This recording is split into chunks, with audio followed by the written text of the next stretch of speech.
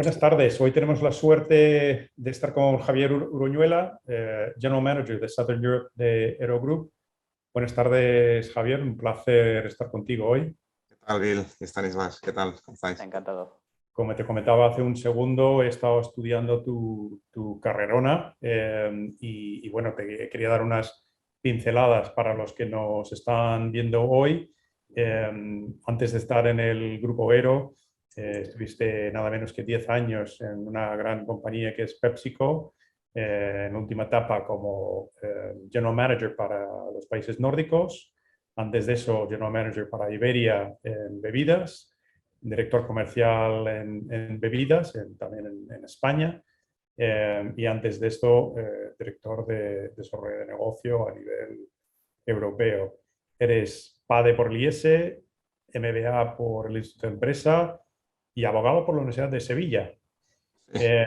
Y bueno, pues pensando un poco en esta variedad y esas grandes empresas donde estás trabajando y donde has trabajado en el pasado, nos gustaría saber, como una persona de tu nivel de responsabilidad, un poco qué es lo que hay detrás, ¿no? ¿Qué es lo que te apasiona de lo que haces y que te motiva para levantarte todos los días con ilusión? Hombre, yo creo que es una pregunta interesante. Decirte antes que nada que, y además es fallo mío, que además me lo dicen desde aquí, desde comunicación y desde recursos humanos, que tengo el currículum de LinkedIn como capado, ¿no? Porque es verdad que solo puse las últimas posiciones de PepsiCo, solo salen 10 años, pero estuve casi 16 en PepsiCo. Wow. Y antes estuve en Colgate y antes estuve en Cadbury Schweppes, cuando todavía era Cadbury. Pero bueno, son cosas que uno tiene que arreglar cuando encuentre un rato. Bueno, la verdad es que, como bien decías, ¿no? Uno termina la carrera y muchas veces pues sabe poco del mundo real, ¿no? Yo creo que descubro el gran consumo después de hacer el posgrado, después de estudiar Derecho en Sevilla, con el posgrado, el MBA en el Instituto de Empresa, y es ahí un poco cuando entro en contacto con el mundo del gran consumo. Y bueno, pues es un mundo que desde el primer momento pues me entusiasmó. A tu pregunta de qué te da fuerza cada día, pues yo creo que el dinamismo, el hecho de ser un mercado o un segmento que es muy cambiante, que todos los días presenta niveles de innovación muy acusados, que tienes una competencia feroz, que tienes que luchar por tu cuota de mercado. Y bueno, pues cuando vas ganando ya en veteranía y vas alcanzando posiciones y demás, pues lo que te da fuerza para continuar sobre todo es el proyecto común que haces con tu equipo, ¿verdad? Que al final, pues el ver que hay, primero, mucha gente dependiendo de ti, de que lo hagas bien, y segundo, mucha gente enganchada con ilusión a un proyecto común, que eso te da mucha fuerza. Sí, estoy de acuerdo. Las personas yo creo que juegan un papel fundamental en motivarnos a todos. No, totalmente. Totalmente. Yo siempre suelo decir que aunque es un tópico, pero yo intento llevarlo a la práctica, yo siempre intento rodearme de gente que son mejores que yo, porque de esa manera yo vivo mucho más cómodo y tengo la posibilidad de decidir con mucha mayor tranquilidad. Entonces, sí, yo creo que tener un buen equipo es fundamental para que los proyectos salgan. Yo tenía una pregunta como ex financiero, siempre me hace un poco tengo curiosidad ahí. ¿Cómo ves la diferencia ahora en tu etapa en Aero, que un grupo en manos privadas versus cuando estabas en una posición de dirección en un grande grupo cotizado? Un poco ¿cuáles son las diferencias más importantes que notas en este tipo de organizaciones? Sí hay diferencias, y seguramente en este caso yo comparo dos empresas muy bien gestionadas, una siendo familiar y otra siendo cotizada. Hay de todo en la viña del Señor, pero en este caso, cuando puedes comparar dos buenos ejemplos, pues yo te diría que en una empresa cotizada pues notas mucho más la presión a corto plazo, en el sentido de que cada quarter hay que presentar resultados. Y evidentemente hay mucha tensión para que los resultados de cada quarter se den como se han predicho para, bueno, pues para que la estabilidad de la acción y de las explicaciones que da el consejo a los accionistas y tal, pues tenga sentido. Desde el punto de vista estratégico, por la misma razón, son súper robustas, ¿no? Porque el nivel de profundidad y de análisis en el que se hace en estas empresas para saber la estrategia que hay que aplicar en los 3 años siguientes, pues es súper robusta. En una empresa familiar, en cambio, pues tienes como positivo que hay más flexibilidad. No tener esta presión a corto plazo pues te hace, bueno, pues que ciertas decisiones se puedan tomar con más tranquilidad. Puede tener, si no es una compañía o si se es autocomplaciente, puede tener el negativo de que se produzca falta de tensión, ¿no? Si la compañía está bien gestionada, pues eso no sucede. Entonces, bueno, yo creo que es eso, ¿no? Básicamente, en una compañía familiar hay un dueño que es capaz, si quiere, y hay compañías muy grandes y muy exitosas en España donde tenemos el ejemplo, se puede dar el lujo de sacrificar profit a corto plazo por una estrategia, digamos, más beneficiosa a largo, ¿no? En una multinacional hacer eso es muy difícil, en una multinacional cotizada. España juega un papel muy especial dentro del grupo Ero, sobre todo en la parte de fábrica, de aprovisionamiento de materias primas. ¿Cómo ha evolucionado este papel en los últimos años, Javier? Bueno, la verdad es que sí, que nosotros dentro del grupo, aparte de que fabricamos bueno, pues para clientes a nivel de exportación, sí somos un hub muy importante de producción del grupo, con lo cual, bueno, pues mucha materia prima que se compra en España y en Murcia, pues se termina en productos que se venden en Suecia o en Inglaterra y sí es realmente bueno, pues un área que cada vez necesita más profesionalización. Es evidente que este año, pues por las circunstancias que ha habido de presión inflacionaria, pues en los departamentos de procurement como que han adquirido una relevancia y un protagonismo que ya os digo yo que ha sido indeseado y es evidente que están muy en el punto de mira para ser, bueno, pues o ser más eficientes o profesionalizarse. En esta casa, bueno, pues como llevamos casi un siglo haciendo este tema, pues hay tanto de una manera arreglada como de una manera consuetudinaria, pues muy buenos acuerdos, muy buena relación con todos los proveedores, sobre todo del sector agrícola con los que trabajamos, ¿no? Diferentes pues con mercancías que son commodities y que son comunes a todos, ¿no? O sea, vidrio, cartón o lo que sea.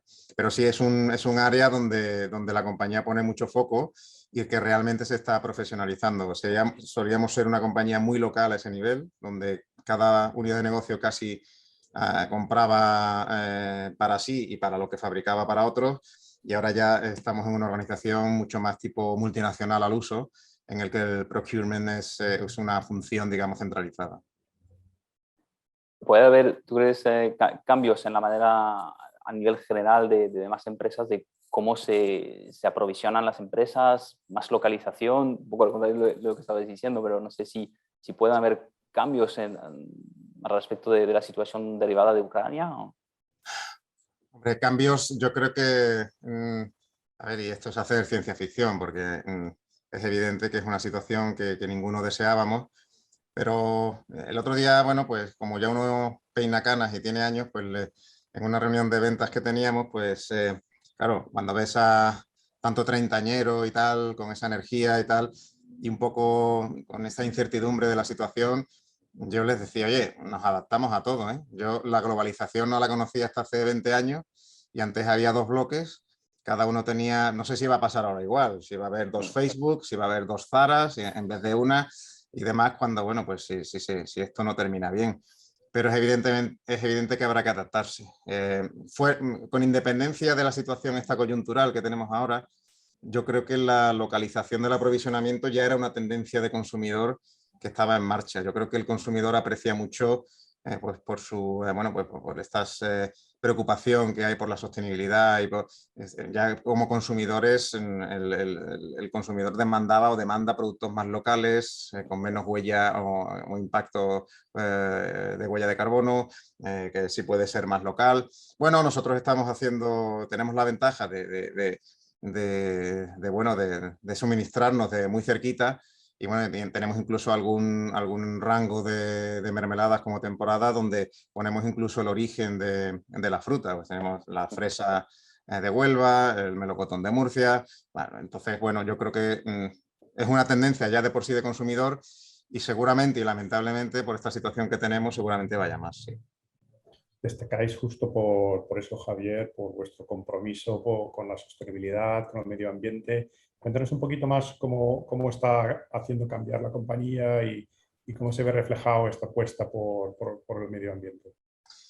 Bueno, en este sentido yo suelo decir que dentro de esto ha tenido suerte, ¿no? Porque se ha dedicado siempre a, bueno, pues a un segmento de mercado donde la naturalidad va intrínseca al producto, ¿no? Entonces, esto siempre digamos, ha creado una cultura en el que esta orientación hacia la sostenibilidad, hacia productos de calidad, hacia productos lo más transparentes posibles, pues siempre ha estado en la compañía. Cierto es que, bueno, que ahora evidentemente sufre o afortunadamente sufre un impulso. Y bueno, en este sentido, bueno, como otras muchas compañías hemos hecho un plan que en nuestro caso es 2030 para ser, bueno, pues sostenibles al menos en la parte que corresponde de la cadena de valor a la que nos corresponde a nosotros, para ser, bueno, pues neutros en emisiones para el 2030. Más ambicioso es ser neutro en toda la cadena de valor. Cuando tienes que meter también a tus agricultores, al transporte y demás, no es tan fácil, ¿no? Entonces ahí nos hemos puesto un scope de años un poquito mayor, pero en lo que hace a la producción nuestra, el 2030 queremos ser bueno, pues neutros en temas de emisiones, y es un compromiso firme que tiene la compañía y que refrenda básicamente lo que ya estábamos haciendo, ¿no? También es verdad que en este sentido ser muy consciente de los productos que haces, de la calidad y tal, el hecho de ser una compañía muy enfocada en alimentación infantil te hace ya por definición de la categoría ser muy cuidadoso con esos temas, pues porque evidentemente no solo por el destinatario final de los productos, sino por la regulación que existe, por el tema, bueno, la alimentación infantil es un mundo en temas de pesticidas, de regulaciones, de tal. Entonces, bueno, pues esa cultura existe en la compañía y lo que nos viene muy bien pues para intentar hacerlo mejor en los años que vienen. Hoy en día es casi un poco ya, un poco de esta reputación que ya teníais antes, ya un parte de vuestra ventaja competitiva, me imagino, ¿no?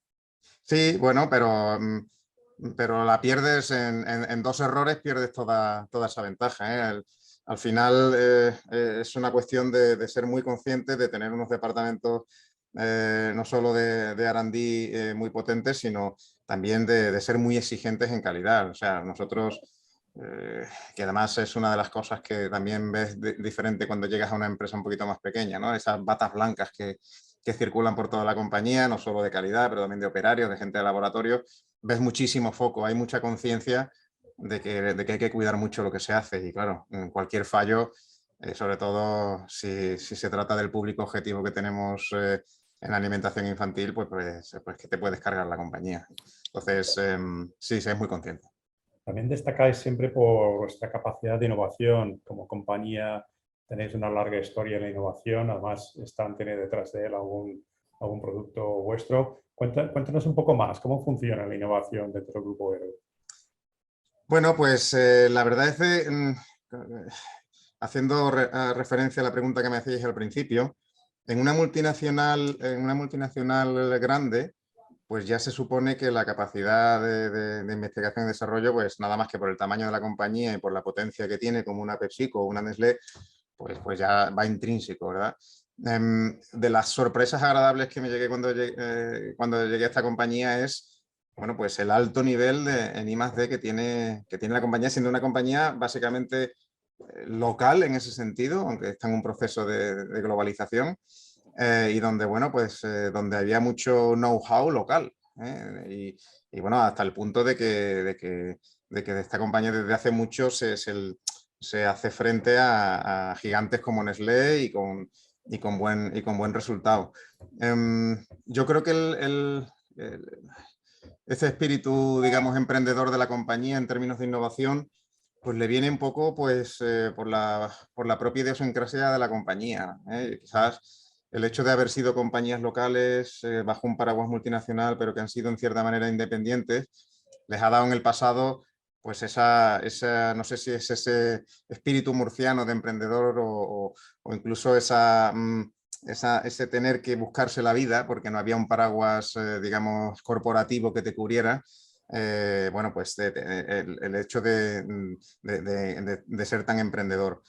Últimamente, pues ya vamos evidentemente a un sistema mucho más corporativo, al uso, como decía antes, de otras multinacionales, pero sí es verdad que ese espíritu local y de innovación y de cercanía a la fábrica y tal no se pierde, y creo que es muy bueno porque el Key Account, si quiere hacer algo especial para Carrefour, se va a la línea y ve lo que hay, las posibilidades que hay. Evidentemente los de marketing, cuando van a lanzar algo, tienen la fábrica al lado y la ven y tocan y saben y no pierden el tiempo haciendo conjeturas conceptuales que son luego muy poco aterrizables. Yo creo que es una ventaja que tenemos como compañía, ese tamaño y esa cercanía, digamos, tanto al agricultor como luego a la fábrica, a las líneas, para poder ser capaz de hacer cosas. Y eso pues lo usamos bien, y yo creo que eso es la fuente en gran medida del éxito en innovación que tenemos. No, noto que estás a la cabeza de varios países en Europa del Sur. ¿Notas Sí. diferencias entre esos países en este proceso de innovación? ¿No? Bueno, básicamente lo que hacemos es trabajar conjuntamente. Okay. O sea, desde aquí somos responsables de Italia, de Portugal y de España, y la verdad es que tenemos un posicionamiento muy distinto dependiendo del país, que digamos que es fruto digamos, de ese localismo que hubo en el pasado, ¿no? Entonces, pues en Italia vendemos mucha mermelada, pero vendemos mucha mermelada light. En Portugal compramos una marca local que es Casa de Mateu, somos líderes y básicamente estamos enfocados en mermelada. Y ahora en los dos países estamos lanzando baby. O sea, estamos tendiendo a hacer un poco el leverage de la unidad mayor, que es España, dentro de los otros dos países. Pero sí, se suman automáticamente porque las fábricas también dependen de aquí. Allí básicamente son unidades comerciales e intentamos que en todos los proyectos vayamos coordinados. Hablamos un poco de retos. ¿Qué retos os están impactando ahora mismo a nivel estratégico y qué respuesta estáis dando? Bueno, seguramente quizás a nivel estratégico, aunque evidentemente la industria de gran consumo en general, y primero tuvimos el COVID, luego ahora tenemos el tema de las materias primas, hay mucho factor, digamos, coyuntural que nos está haciendo o nos está erosionando el P&L. Aero en sí tiene un reto estratégico fundamental, que es la natalidad. O sea, digamos que un 60% de nuestras ventas es alimentación infantil, en un entorno donde la natalidad hasta hace muy poquito, y digo muy poquito porque este año ha cambiado, caía a medias del 5%. Pero claro, tú no empiezas el año a un 0, empiezas el año a -5, y ese -5 lo tienes que recuperar básicamente quitándole cuota a los competidores. Pues es un entorno muy duro porque sí, a corto plazo tú, si lo haces mejor que los demás, pues puedes robarle algo de cuota, pero a largo plazo no es sostenible porque al final alguien vendrá que lo hará mejor que tú y te quitará cuota a ti, ¿no? Porque eso es lo normal. Básicamente aquí el reto es cómo hacer que una categoría con tanto prestigio y con productos que todo el mundo reconoce sanos, buenos y tal, somos capaces de hacerle un up-aging, ¿no? De manera que, bueno, pues que los consumidores no nos dejen a los 2 años, sino que nos dejen a los 4 o a los 6. Y bueno, en ese sentido, pues toda la categoría de alimentación infantil está en un proceso de reinvención, donde se le está dando paso pues, a otras subcategorías que hacen que se pueda extender un poco la vida de los productos, ¿no? Pues no sé, hablamos de snacking saludable para niños, hablamos de productos que no son tan triturados, sino con trocitos y tal, para que vayan haciendo una transición más mayores. Bueno, una serie de historias que nos quitan el sueño, porque evidentemente es el core del negocio nuestro y que sin ninguna duda es, digamos, estratégicamente lo que más nos ocupa. Uno de los temas que de eso comentamos casi más en nuestra serie de post-talks es el tema de la inflación y yo te quería hacer la pregunta acerca de esta temática de impuestos relacionado con la inflación. ¿Tú crees que el bajar el IVA a nivel de gobierno puede ser una opción a medio plazo para aliviar un poco el consumidor frente a esta problemática? Yo creo que, a ver, pero es lo mismo, una opinión, si yo supiera, yo creo que no es una prioridad. ¿Por qué? Porque aunque es verdad que está habiendo mucha inflación en alimentación, está habiendo muchísima más en electricidad, en gasolina. Entonces, ahora mismo el foco, ahora mismo al menos, no está en la alimentación. Entonces, me cuesta, claro, al final los gobiernos tienen que hacer también sus cuentas y tienen sus prioridades tanto políticas como de gestión, y es evidente que si no es un fuego demasiado acusado, no creo que vayan a hacer por entrar ahí de momento. Pero bueno, quién lo sabe. Hablemos un poco de tendencias también de cara a este año, los años que vienen. El COVID cambió mucho los comportamientos de todos nosotros, desde que empezamos a hacer la compra online. ¿Hasta qué punto esto es una tendencia que os ha afectado?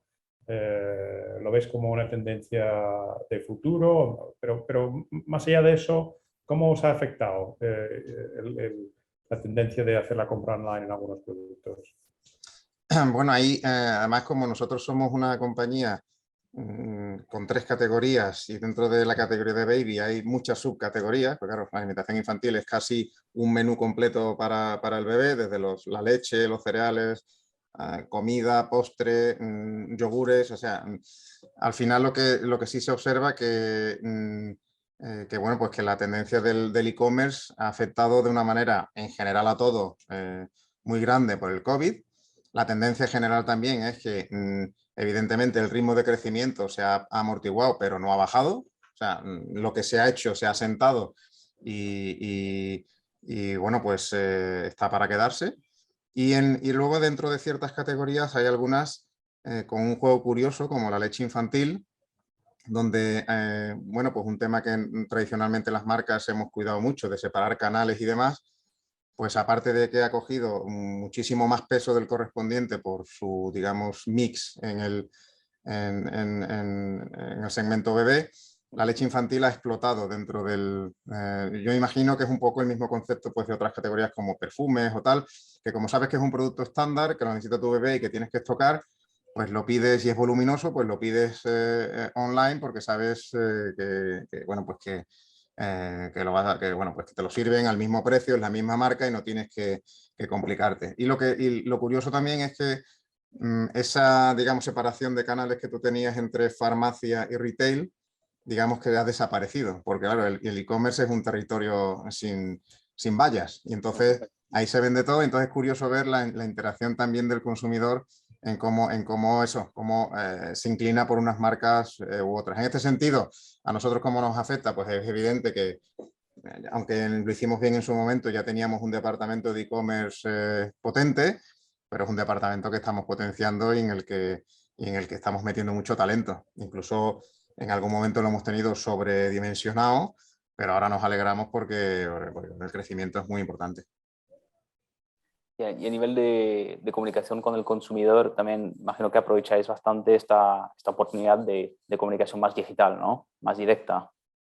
Sí, incluso ahora somos un poquito menos talibanes, pero incluso antes del COVID, porque el COVID lo cambió todo, incluso antes del COVID dimos la instrucción, digamos, como de que una categoría como baby, donde las madres no están para ver la tele, ni mucho menos están a otra historia de prescripción y tal, que toda la publicidad fuera, o todo el marketing o toda la publicidad que hiciéramos al consumidor fuera digital. Hasta ese punto lo hicimos. ¿Por qué? Porque son categorías donde dependes mucho más de la confianza y de la prescripción que de lo que te diga la televisión. Es verdad que luego, con el COVID, como la gente pasaba mucho tiempo en casa, pues también se veía más televisión y te volvió a cambiar un poco los esquemas, ¿no? Pero, bueno, la publicidad en digital es el futuro. De hecho, es una parte más del mix de publicidad. Es otro soporte, igual que es televisión o que era radio y tal, pues hay otro soporte ahora que es digital y que todos los profesionales de marketing deben conocer. O sea, es verdad que en el pasado hemos tenido profesionales, digamos, dentro de marketing dedicados solo a digital, pero ahora ya eso ha desaparecido. Ahora ya cada product manager tiene que ser experto en digital, como lo es en las otras plataformas. Este año Stan y yo estuvimos visitando Alimentaria y hemos visto muchas innovaciones en el segmento de alimentación vegetal. ¿Os está afectando el negocio? ¿Estáis aprovechando esa tendencia? ¿Lo ves como una oportunidad? ¿Cómo lo estáis viendo desde Aero Group? Sí, el tema de la proteína vegetal es un tema indudablemente con futuro desde el punto de vista consumidor.